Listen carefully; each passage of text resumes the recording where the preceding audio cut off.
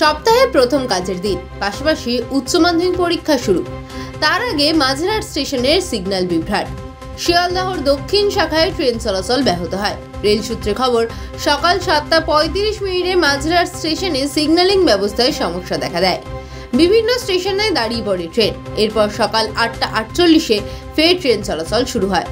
ব্যস্ত সময়ে 1 ঘন্টা ট্রেন পরিষেবা ব্যাহত হয়, ভোগান্তির শিকার হন যাত্রীরা। আজ সকাল 7:40 নাগাদ সিগন্যাল ফেলিওর হয়েছিল মাঝেরহাট।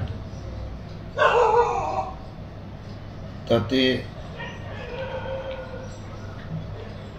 ট্রেনের চলাচলে কিছুটা বিঘ্ন হয়।